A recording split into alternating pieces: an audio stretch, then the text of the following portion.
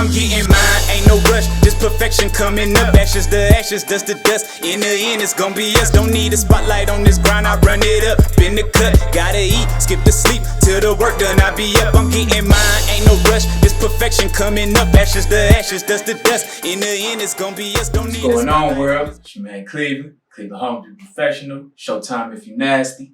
Welcome back to the Crosscast. How everybody doing out there, man? Me, I'm doing good. Actually, matter of fact, I'm gonna start with the happy. I ain't even gonna start with what's getting on my nerves. I'm gonna start with the happy, man. Shout out to the people down there in Louisiana, Shreveport to be exact, man. I came across just a real beautiful story this week. It was, so it's called Southwood High School in Shreveport, Louisiana. I believe it's called Southwood. If I'm wrong, my bad. But, so I guess the school was going crazy. The kids, they was wigging out, beating each other's asses, just fighting, going crazy. Now, I guess this had been going on for a little minute. And so the school wasn't safe. So the fathers, there was a group of fathers that had students that attended the school, got together, made a group called Dads on Duty, and they start working the school in shifts. So what I mean, working the school, like there's dads in the hallways in shifts. I think they said there's a group of about 40 dads, and they switch out. I'm assuming because these dads have jobs. But that's just a beautiful thing to see. Like, that's really like taking your community, like, and putting your hands in it. I love to see that. That's something that, hell, I would like to see happen in more places. Hopefully that story don't fall on deaf ears. That's why I feel the need to point it out. Because that's a great thing they did there. Like, your kids is at school wilding, and instead of just letting them be, or man, they gonna go to jail, or shit, it might not even been your kid that was wilding.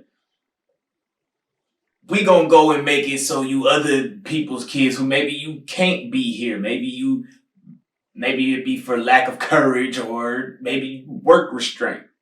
Maybe you can't be here to help, but I'm gonna make sure that all these kids have a safe place to go and learn and be together. And then, like, you hear some of the students giving their, I guess, testimony about it. And they're like, it just feels safer in there. It feels like a happier place. The dads walking around joking with the students and shit. It's a beautiful thing. Like, they say it takes a village to raise a child. And that's really them being part of the village instead of just being, I'm going to tell my kid, I'm going to keep my eyes on my kid at home, but y'all can do whatever y'all want at school. Nah, that was really them taking initiative. That was a beautiful thing to see. I like it. Of course, they didn't show every dad on there, but everyone they showed in that video was of color, so that breaks a stereotype. A lot of people like to stereotype and say, like, black kids don't know their dads, but there's a bunch of black dads right there in that school that are like doing something real great, trying to create an environment where these kids can do what school is for. And that's read these books, learn this stuff, try to figure out what you're going to do with yourself when you get done. So that definitely was dope. It was great to see. It definitely put me in good spirits watching that video. I posted it on my Facebook. That's Cleveland Showtime Homes, if you need to see that. But it was definitely a good piece. Like, when I get fed up with the world, you see something like that, and you like, maybe it's hope for these motherfuckers. Maybe it's hope for these motherfuckers. If you didn't get your copy of the book, Win in Court Without a Lawyer, How I Got My Security Deposit Back. I'm holding it up for the camera. That's Win in Court Without a Lawyer, How I Got My Security Deposit Back. Grab that on Amazon. If you haven't already grabbed your copy, grab you one. Good read, good information. It's got motions in it, so you don't have to go and freestyle your own. You got your templates right there. So it's got examples of the contracts of leasing agreements, things like that. So definitely check that out. It's a good read. It could win you some money, And if it don't, hell, it's $11.95 for a physical copy, $5.95 for the ebook. If you don't use it for your own personal situation, that's still knowledge you have. That's thousands of dollars worth of knowledge. You get lawyers for this stuff, and you can have that information at your beck and call, for $11.95 or $5.95, depending on how you want to get it. Let's talk. Okay, let me tell you one of the things that kind of pissed me off, man. So, for those of you that know me, huge Dave Chappelle fan. Huge fan. So, I catch wind of he's going to be in Cleveland doing like a viewing of some documentary type deal at the Cavs Stadium. Where the Cavs play. That's a Rocket Mortgage Fieldhouse. Of course, I want to go. I hear about it. I'm like, damn, I got to get there. So the tickets go on sale Wednesday, the 27th of October. I'm giving y'all dates just in case I don't know when you're going to see this. I know when I'm going to put it out, but I don't know when it'll get to you. So I'm looking today at, I'm about to check out the tickets. Oh, they got the nosebleeds. No, I don't want the nosebleeds. It's Dave Chappelle. So I'm about to grab some tickets that cost a little penny. I go to check out, and I'm reading the stipulations. You need to be vaccinated, fully vaccinated, or a negative COVID test. To some people, you probably like, I don't see the problem. To me, I don't advocate anybody do anything because, well, one, I have limited knowledge. Two, what you do with yourself is your business. When it comes to me, I don't push nothing on nobody else. I don't want nobody pushing shit on me. You know what I mean? And am I the most trusting person when it comes to things that I don't completely understand? Hell no. Hell no. So even when it comes to testing for it, if I don't feel sick, why do I need to check if I'm sick? You know what I mean? And not to say that it's not, man, fuck that. I'm not on it. I don't like that shit. It bothered me. Especially like in his last special, I recall him talking about, him having caught it and nothing changed. That whole logic is wild to me. You're sick, but you don't have any symptoms. That's wild to me. What the fuck is sick without symptoms? You know what I mean? But whatever.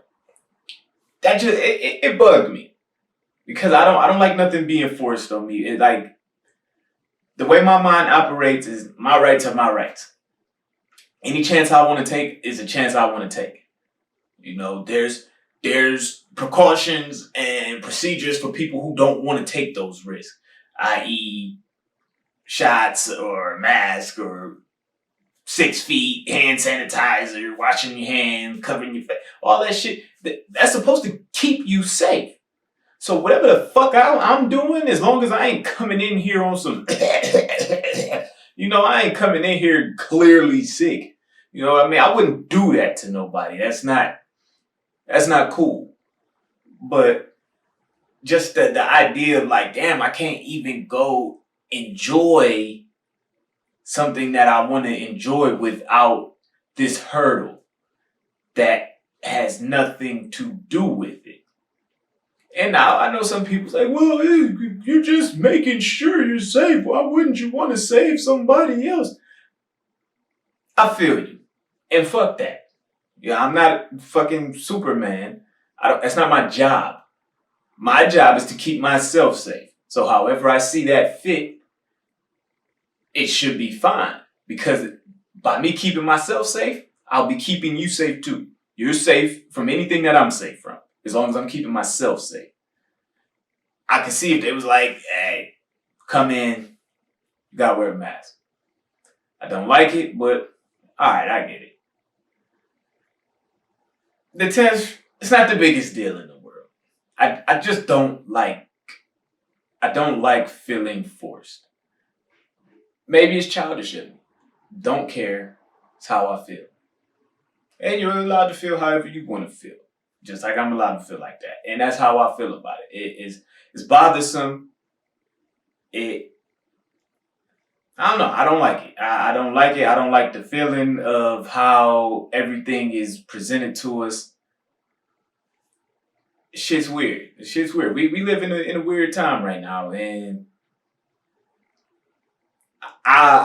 it's other shit that I want to say, but I know like shit be censored and all that. I push this on YouTube, so I don't want my shit getting taken down because I say something that they feel is wrong.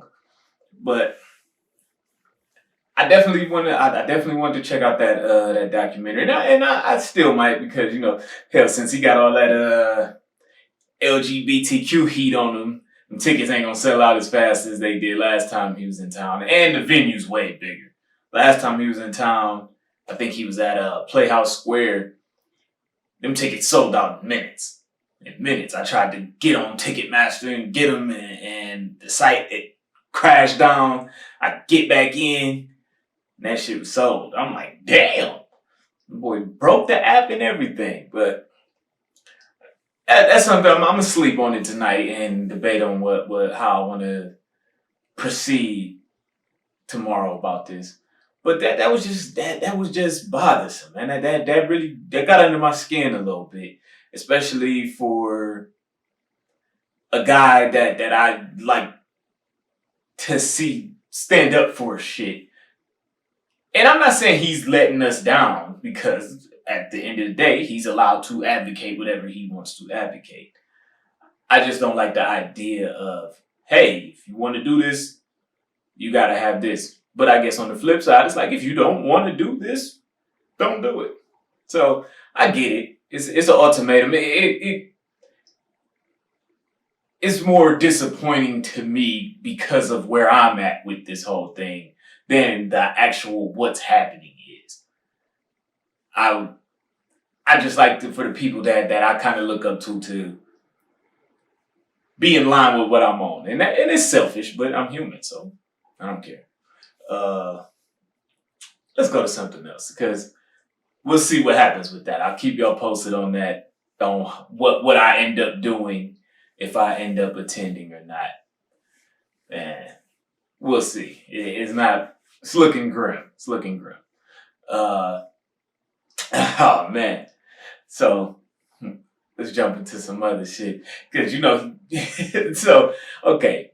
My sister always tells me she gives me hints and stuff, and not even hints. I'm gonna say advice. She's always offering me advice, whether I want it or not. She's always gonna give it to me. Y'all saw my sister here before. So she's one of those. She's like, you work out. You need to start selling yourself. She's always telling me like, man, you need to get naked. Like not naked, but like shirts off. Making these videos and stuff. I hear. But, I like to think, people like my personality. In the world of Instagram, I am nobody. Almost 1,000 follower type nobody. So one day, I'm feeling it. I'm at the gym. I got a nice blow on. I had a good day. So I make a little video.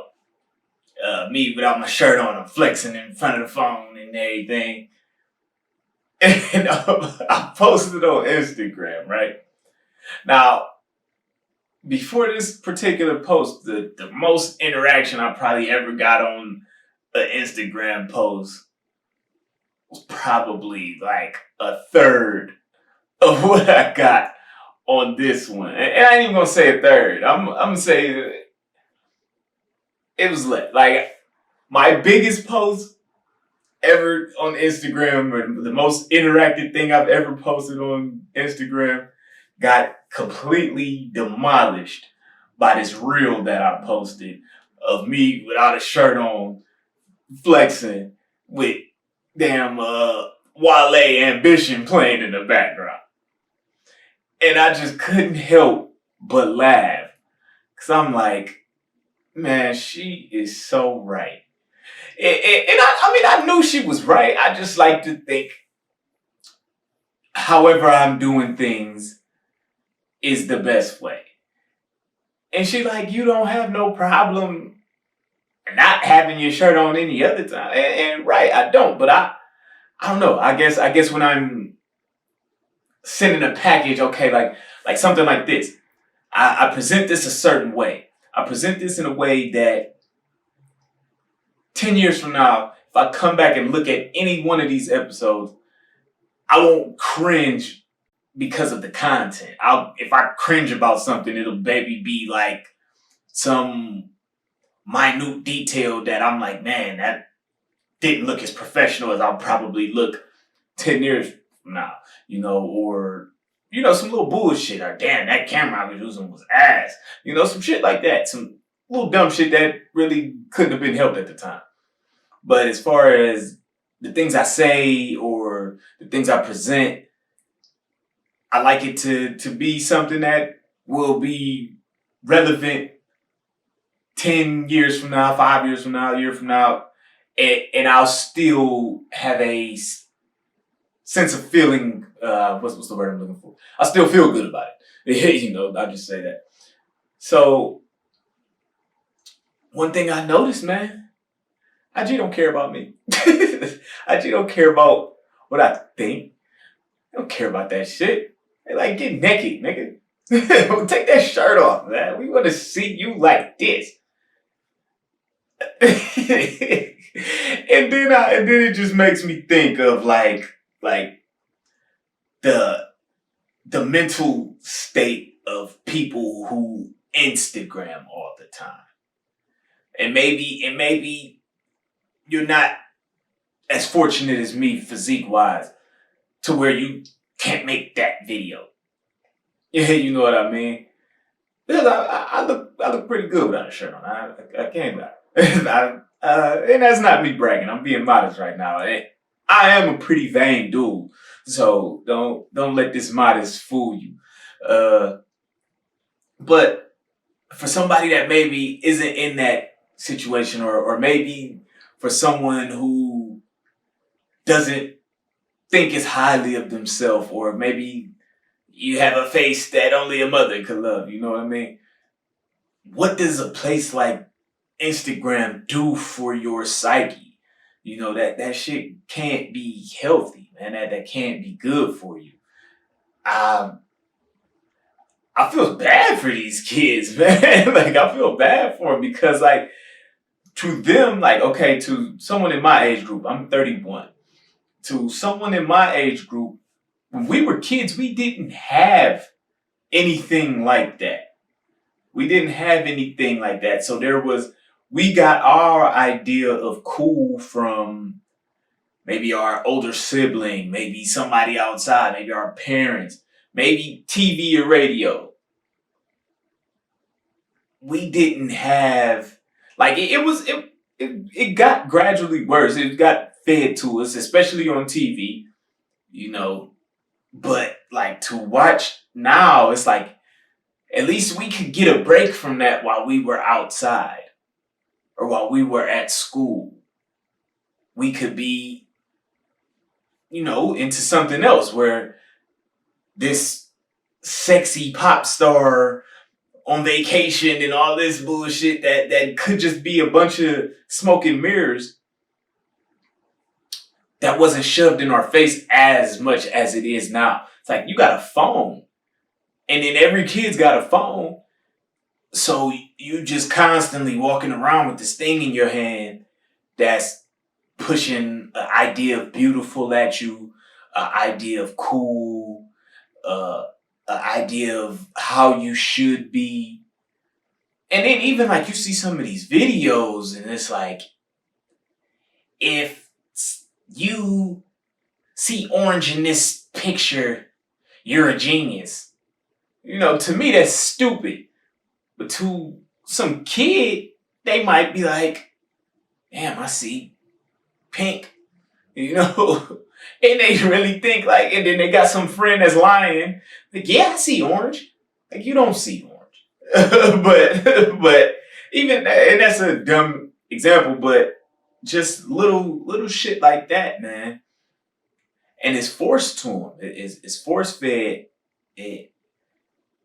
These kids' self-esteem, man. Check on your children, man. Your nieces, nephews. Check on all of them, man. Make sure you let them know. If nothing else, let them know the person they are is enough. Even if it's just some little shit, you just say it. Even if it don't help, just say it. Try, because it's easy for you to get lost in this shit. It's easy for them to get lost. And it's like they don't have the same type of self-defense against mental warfare as maybe I would. Because when I was younger, shit, I got caught up in it too. Luckily I had tools handy to help me get back to the me that I think is acceptable. But hell, when I was younger, shit, I was out here doing crazy shit. I was a nut when I was younger because it was cool. It was cool to me. It seemed like it was all right. But at this age, like, I wouldn't do half the shit I did back then. I wouldn't do half of it. But yeah, just watch for these kids and they mental state when it comes to all this online shit they seeing, because you seeing some ideas of reality that are just not real. Like they're not real. And they're not real. And they're not, and if they are real for certain people, they're not real for most. And they won't be real for most. And these ideas of beauty that you gotta buy from a doctor, that kills me. It's like, oh, all natural, because they don't got a filter on, but everything else on you is made. You bought all of that. It's not really natural. I mean, it's yours because you paid for it. Like, if I buy a pair of socks, they're my socks, but it's not my bare feet. But just watch out for that, man. These kids got a lot to deal with. If you get a chance, let them know. It's more to life than that shit. At least it is for now. Who knows where we'll be in 10 years. It might not be more to life than that. Another thing I noticed on IG, like when I posted the video, right? It got like a nice little bit of likes and everything. It's funny, like, to see foreign males. Like, and I've noticed that on Facebook too. Foreign males giving props to men. Like, me as the man that I am, you kind of like, I don't know this dude. What's your angle? Like, is you hitting on me, or is you just saying, hey, I see you? In other cultures, it's not viewed weird for a man to tell another man, like, hey, you look nice. Like,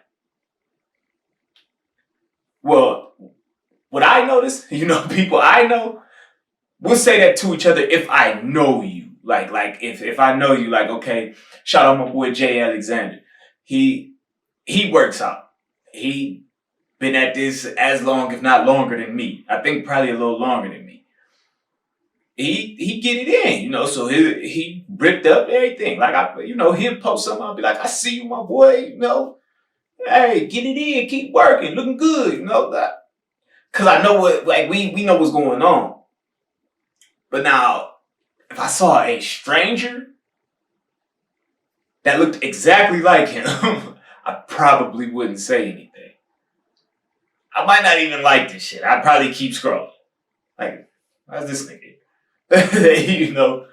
And it just kind of made me think, like, what is it about our culture?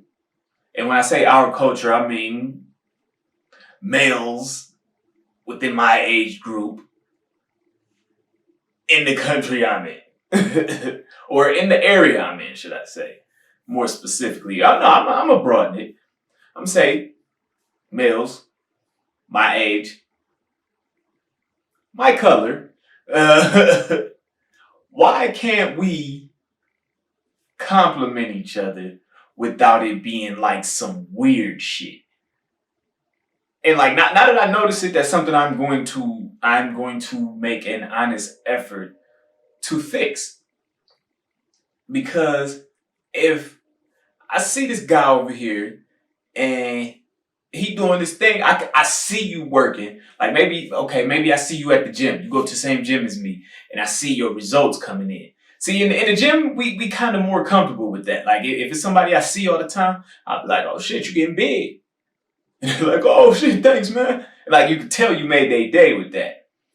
But like maybe somebody that I don't know, or another. Okay, let's be real. Another black guy. So me and another black guy somewhere, and maybe I could tell we work out. Hey, you looking nice, man. I see you. Why can't I say that? I know I don't want this motherfucker. like, I know I don't want this motherfucker. Certain compliments just don't. They were never compliments I gave to people. And it's just weird. Like, and I guess at this age, I guess I'm being more open-minded about the things that I can say. I would never tell some guy, hey, you look nice.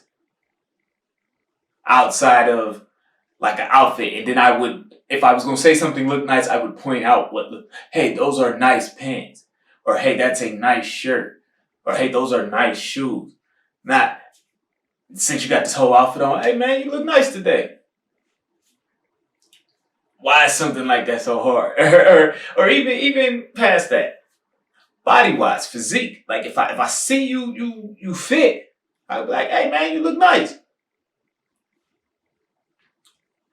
I don't know. Look, I said I'm gonna make an honest effort to try to give compliments like that where they're fit. I'm not just gonna be saying this shit to anybody just because it's something to say. But if next time if I feel like it fits, I'm gonna try to say that. Because like I got it from people have been telling me it. And you know, it's like on one hand I'm like, hey, you know, that's some nice validation. Not necessary, but I would be lying to tell you it didn't make me feel any better. But then on the other hand, it make me look, who is this motherfucker? Why is this dude telling me that I look nice? But they not hitting on me. The motherfucker just being honest. it was a weird thing. And then when I thought about it, like, and I looked, and most of them were men from other cultures, rather it be other ethnicities or maybe just other colors, other ethnicities, other races, or it was men that I know you already, and maybe you work out like I work out, so we got that gym bond thing going on, where it's like, okay, we know what's going on here. We can talk to each other like that because we're both working towards the same thing. That's motivation. It was just something funny I noticed. Like the compliments that black males in particular, we don't compliment each other like other people compliment each other. You know, it's definitely something that us my generation and younger, we could work on it. Ain't nothing wrong with complimenting somebody. If it's something you see that's nice, you can compliment it. And it don't mean you gay or whatever. It just mean you saw something, you noticed it, you spoke on it. And it keeps you from being a hater. You know what I mean? It keeps you from being a hater. When you gotta hide what you're thinking, what do you say when you do say something? Because it's completely cool for us to talk shit. Oh, look at that nigga over there, man. Nigga think he tough because he got them muscles. I shoot his ass. Like, what? Why is that okay? Why is it okay to say that, but it's not okay to be like, hey, man, he looking nice, man. I see him, man. You could tell he be getting it in. Well, I can't say that, but it's acceptable for me to be like, man, look at him. He think he tough, man. Shoot that nigga. Why is that acceptable? We live in wild times, man, and in times like this, man, we need as much togetherness as we can get. So definitely shout out to those fathers down there in Louisiana, down there in Shreveport that got together, keep that school safe for them children. Man, got to raise them babies. And I definitely enjoyed seeing that. That was a beautiful thing. If you want to market on IG, I'm sorry, man. You got to be man meat. You got to be man meat. People don't care what you think. They care what you look like. That's so crazy, man. That's terrible, man. But I put her theory to the test, and it was funny. It was funny. Yeah. I'll let y'all know what I think about the viewing of that Dave Chappelle documentary. We'll see what I come up with that. This week's pick for Make Music Great Again, man. I'm gonna rewind time a little bit, man. Throw it to Trey Songz. I know he had something come out within like the last year or so. I didn't catch that, but I was feeling away the other day. I went through back some old Trey Songz, man, and it was definitely a vibe, man. That guy definitely, he's got a solid catalog, man. His catalog is definitely solid. He could bang with some of the best of them, man. If you really go song for song, definitely that whole Ready project, dope. Hell, all of them pretty much dope. I ain't gonna kick y'all heads in too much with that, but that's definitely my choice for this week. Trey Songz, man. Shout out to him. That's all I really got today, so I'm gonna get on out the way. Thanks for tuning in. It's your man Cleveland. Cleveland Homes be professional. Showtime if you nasty. Catch y'all next time. Peace.